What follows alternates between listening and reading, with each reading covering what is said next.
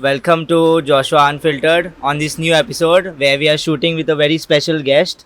So we have with us Akil Oso, Yes, sir. all the way from Bangalore. Yes, sir. Let's go. Hi Akil, welcome on this podcast. What's up? Let's get it. Always do it on my own. Finally prove it. We want to know how you started your music journey and what inspired you to be a musician. I don't think I was really inspired to be a musician. It kind of like was what I was supposed to do. From my earliest memories doing music, I used to play with like pots and pans. I used to just set up different like acoustically sounding objects from my house and just play with it. Like hit it in different ways, like throw it in different ways just to make sound. So like sometimes I would just sequence things and then throw something and then sequence something and throw something. And then that eventually became me starting to play the tabla, which I did for about a year and a half. And I was good at it. I wish I followed up with it, but I eventually progressed into being in the band, in the school band, playing the trumpet. And I guess music's just been a part of my life. It didn't seem like that was a choice to make. It just seemed like that's what would happen eventually. Getting into music, who was your biggest support system when you entered music industry? In the industry or just in general? In general. My mother. My mother has always been the biggest support, my biggest believer, my biggest foundation stone. I think Abraham Lincoln said it once, and it's very similar to me as well. Everything I am and everything I ever will be, I give to my mother. Who was your biggest support system when you got into this? Performing in my school, college, I used to do I used to host the event, so like I used to sing and all in the school. So I had no stage fear kind of thing. So I Okay. used to always be confident when I used to go on the stage. So I always enjoyed doing all this stuff, and I like to meet different kind of people and always be around them and feel good. Yeah, nice, man. And my dreams are like huge. At least do you know Sadhguru? Yeah. He has this really cool thing that he says, which I have now completely implemented and embodied. I used to have one huge dream, which was I am going to win the Grammy Awards and bring it to this country. That's my goal in life. That's my objective. So how he says it is, he says, have one dream, which is huge, very tough to achieve, and focus everything towards it. And then have one dream that you will never achieve in this lifetime. And for me, that second dream is saving the Amazon rainforest, right? So Yeah. his thought process is also really cool. He's like, that second dream, because it's so big and it's something that you'll never achieve in this lifetime, you'll never stop working towards it. So you'll always wake up passionate about that dream that you cannot even achieve in this lifetime. So you have to do all you can every day. So dream number one for me is bringing the Grammys home, which I will do. And the second thing is saving the Amazon rainforest. Yeah, we'll be all proud when you do it. Thank you, brother. Can Yup. you share some funny incidents that happened on a show? On a show, like live when I'm performing, Yeah. Like, have you experienced any? funny stuff, not really. Off It's been- stage, any scenes? yeah, Like like funny incidents. I think a lot of drunk incidences. A lot of our fans tend to get very, very hammered, and they also expect me to be as hammered as they are, which most times I am. So a lot of incidences of people just like, bro, we need to finish this full bottle right now, immediately after the show. So it'll just be like four of us just taking shots till that bottle is over, and I'm down to do that most times. I think incidences also of like, oh, there was this crazy time once where I was supposed to go live and perform, right? I'm there and another artist is performing. I love to go and just show some support. So I'll come pretty much in the front and then just show some love and support to them. But then this time I was jumping when he was performing, and I know my set is next, right? Yeah. And I've now been told by my team that don't do stupid shit like this again. But I was out there, I was just jumping, having a good time, making sure like that was going good. And while I was jumping, listening to this guy who I'm going after, right? So Yeah. I'm just before my set. I was jumping and like I ended up tearing my ligament in two places on my ankle because I was jumping in these like big ass shoes. And it just twisted like this, shit. and I tore my left side of my ligament and the right ligament on my like ankle like that. So it was just like two ligament tears, and my leg just swole up like shit. this, right? And the organizer of the show, he's just like, "Yeah, man, you're up in like 10 minutes." So that was like a wild scene. So I went to the side, and at the time I didn't know it's a ligament tear. I just know that my leg is swollen up and I can't put any weight on it at all. So I'm one person who believes no matter what happens, the show has to go on. Like, I come from that thought process. So I got on stage with this thing, and jumped around with just one leg Oh, and that's made that crazy. show happen. But here's the crazier thing. I was booked for the next day and the next day. Wow. So I had to go the next day to perform at another club, and I was holding my two friends like this, and I was just like jumping and still performing the thing. The third time, like the show, the same third show, I went in a wheelchair to perform. Oh God. Right? So, but here's the messed up thing. If you know how audio works, there's feedback, right? Yeah. So I was sitting in the thing. The moment I went down, there's feedback. Oh, So shit. like they're like, you can't take the wheelchair on stage. Oh, We're gonna shit. get so much feedback, you can't even do the show. So I'll get the third show. I had to stand to make that happen. But yeah, that was a really wild, stupid, but interesting Some crazy experience. experiences. Yeah. So what was the weirdest thing a fan has given to you, or anything that was left by a fan? I think lingerie. I think lingerie was the weirdest thing a fan has left for me.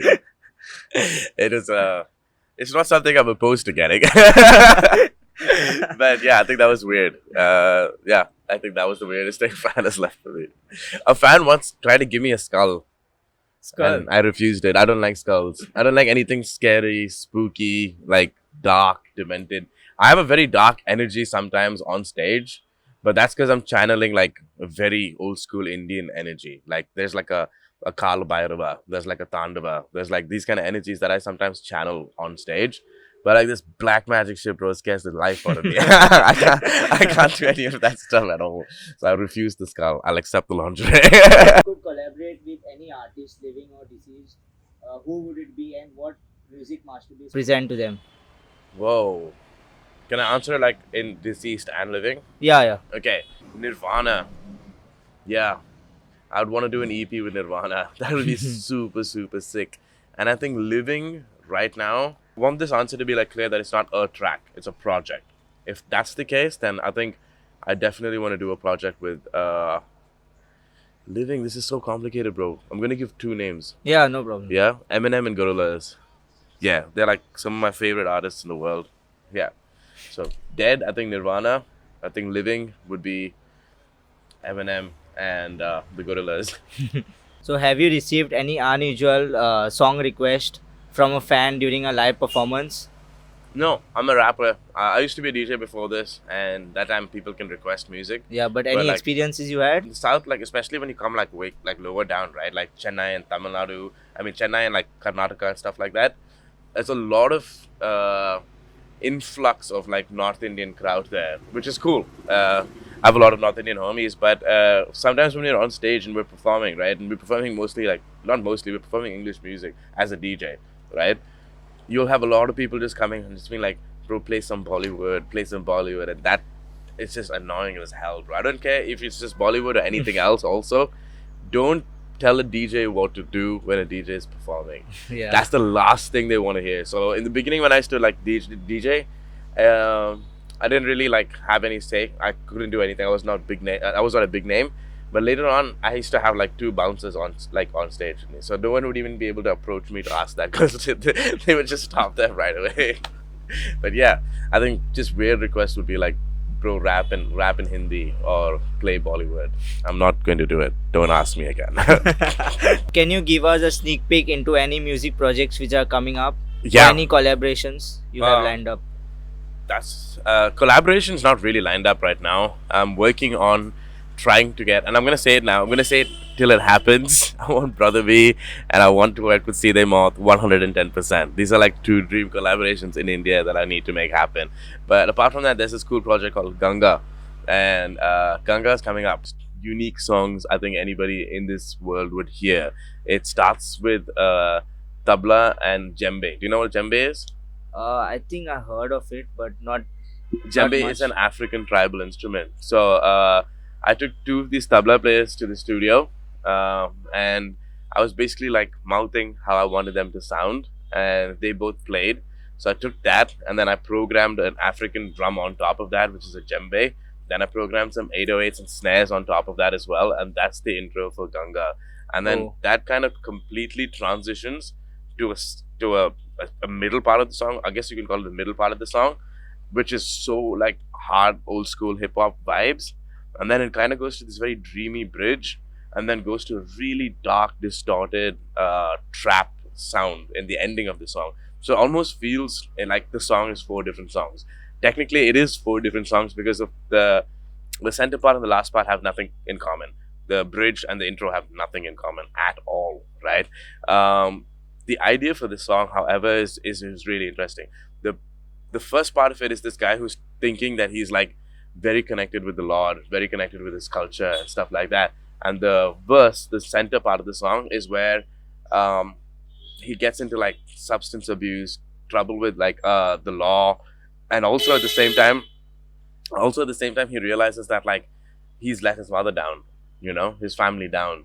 And then the bridge is him realizing the darkness of this whole thing, also realizing the darkness of the whole world. And then the outro, which is weirdly the chorus of the song, and it kind of ends as a chorus. There's no structure to the song at all. But the outro of the song is where he realizes like substances are killing his family and his friends, and violence, like gang violence, is killing his friends and family. And that he's like almost questioning, who is God? Like, how does this even happen if there is a God, right? So it's a very complicated track from the starting to the ending of the project. And yeah, that's Ganga. However, I sent this to a friend of mine, Samyukta, and she like said like, you should have something that opens the song up before the drums come in, like before the tabla and djembe comes in. It just comes in like out of nowhere, right? So I wrote a really interesting poem. So it starts off with this poem, which is called The Dichotomy of Life. The poem is called The Dichotomy of Life, and the vocals of the poem go straight into the tabla and djembe.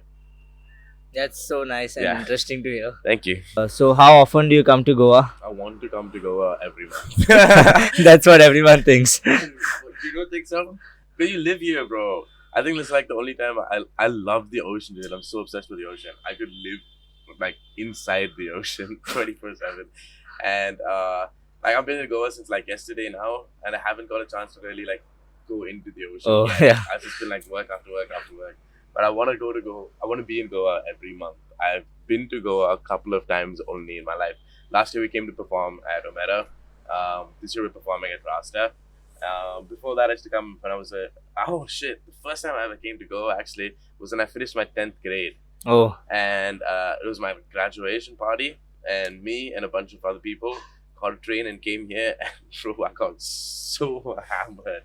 I was underage and everything, and I got so hammered.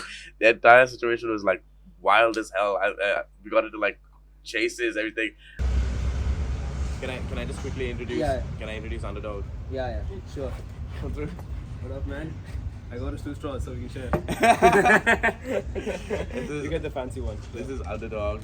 What's up? What's good? Underdog is a sick producer, DJ, and the live DJ for us today. I mean, in Goa tomorrow.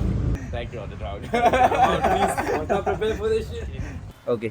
So can you give us an insight on why you picked up the name Akilo? So That's a really cool question. When I was doing music under the name 2EM for a while. I was rapping under that name, and I think I did about 3.5 years as 2EM. That name kind of put me in a box where I had to either think like Tupac and Eminem, or sound like Tupac and Eminem, or be making music like that, and it was not me, right? So I had to find myself, and when I found myself, and I found my journey, and I found my purpose in music, I realized it has a lot to give, and I wanted to be using my name, my actual name. So that's the first part. That's Akil, right? And I Yeah. wanted something to be able to pass a message on to generations after I'm dead.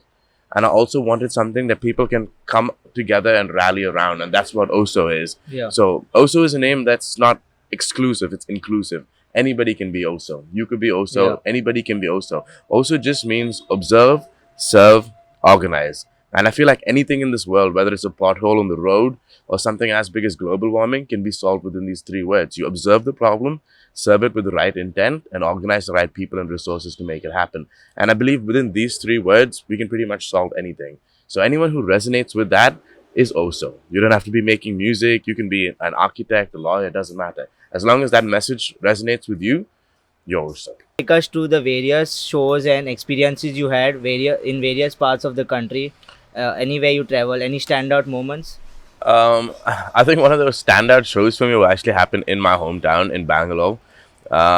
We launched a song called Mission Accomplished, and that was really interesting because as the first time as an artist, I had to completely pay for every aspect of it.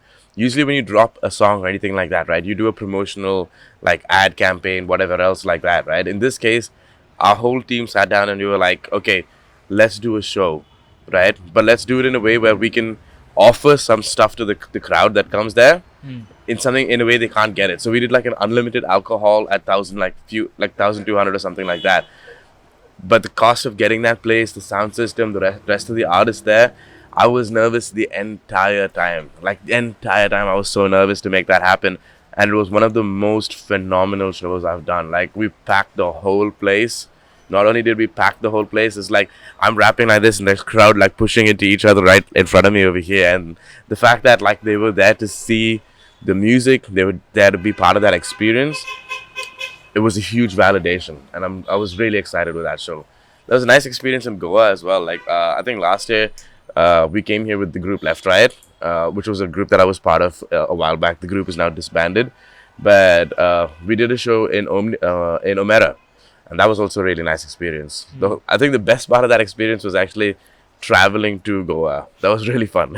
That's always a fun part. Yeah.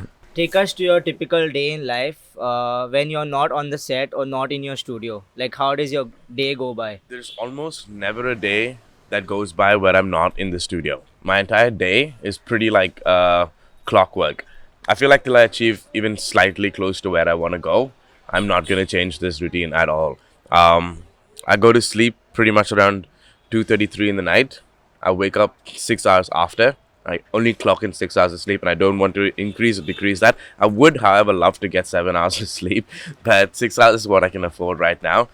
Get up, chill with my dogs for like about 10-15 minutes, get to the gym. I work out for about 2.5 hours ish, sometimes 3, sometimes 2, whatever, but like the ballpark is 2.5 hours. And from there, head straight to the studio. My gym is like really close to my studio. Get to the studio, work all the way till the middle of the night again. And somewhere in the evening, most days, I like to go back to the gym for the second time and do about an hour and a half in the gym. Again, just heavy weights.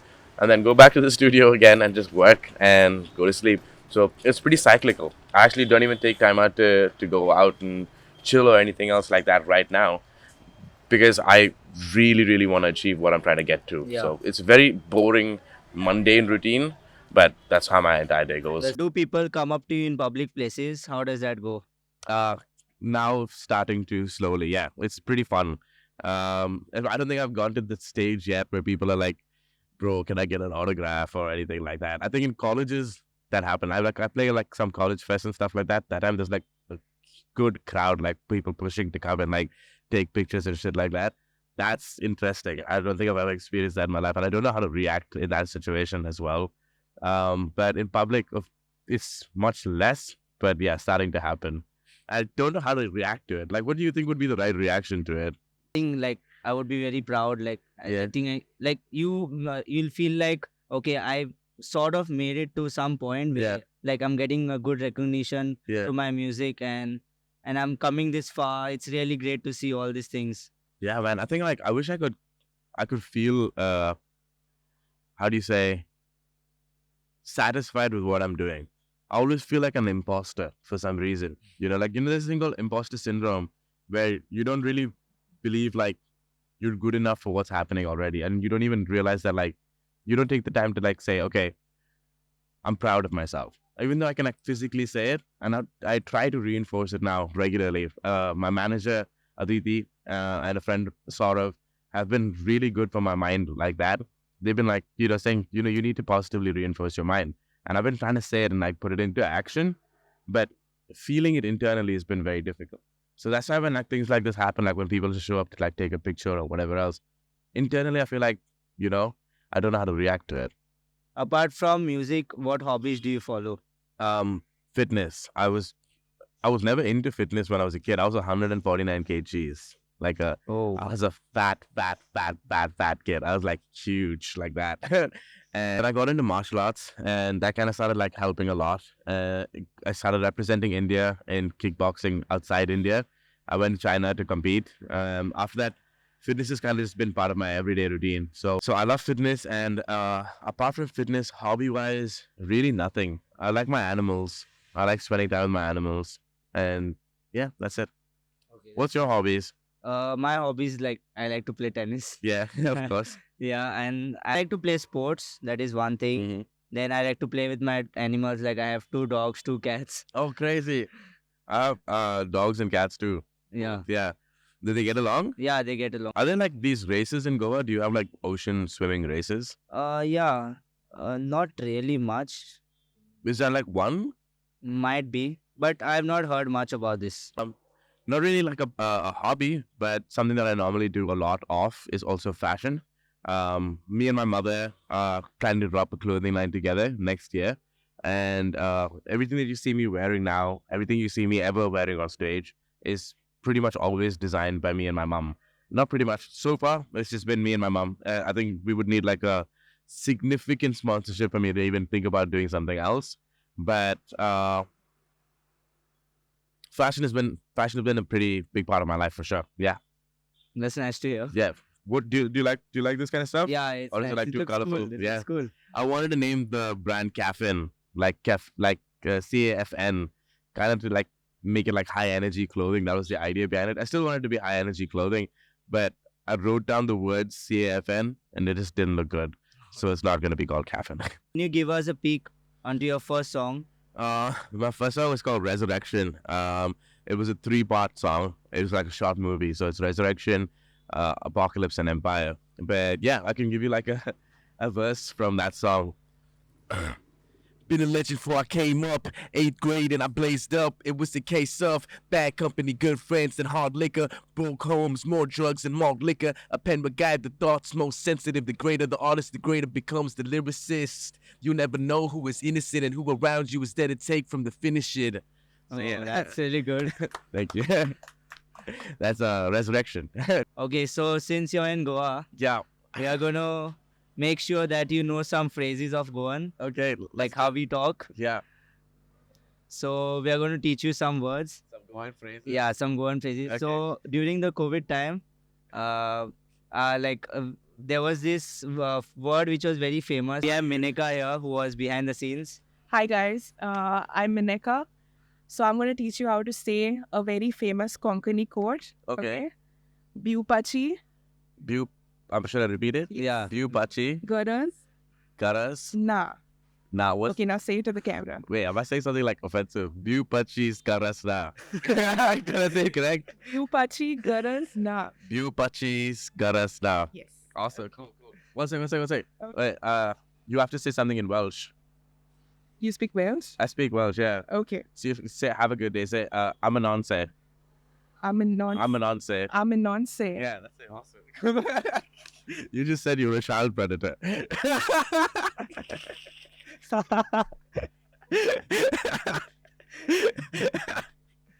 Okay, wait, what did I say? What does it mean? Okay, there was another word. What does it mean? What did I just say? Yeah, there was another word. What does Biupachigarasna mean? It's like there is no fear. There's no you have- fear.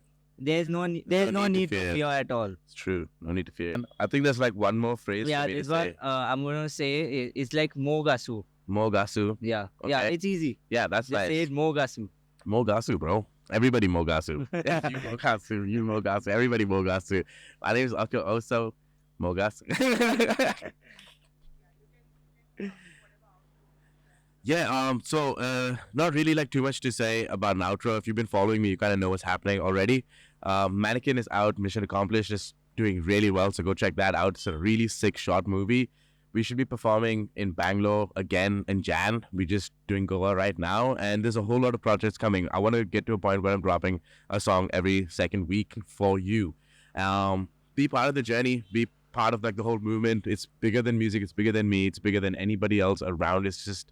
It's huge. In any way you feel like you can be part of the OSA family, jump in. I have no idea where we are and how we're getting there, but now is when everybody just comes together and we create something. So yeah, Mogasu.